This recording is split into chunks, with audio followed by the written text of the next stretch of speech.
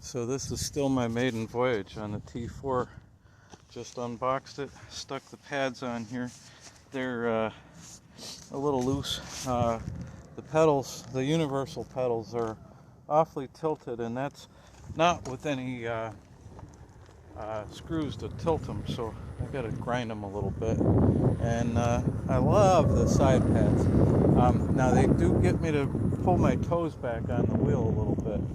So basically, the power pads, I like the power pads like this, which now I'm leaning into it, and I got my knees just bent this way for that push, for that pull on the braking. So right here, I'm like standing up straight if I push into them, so that kind of motivates me to set my feet in a little bit more backward position.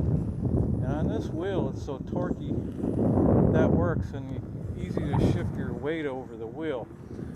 Bigger wheels, what I'd say is I get way into repositioning my left foot so that I can get the torque I need to go up something like my little driveway here.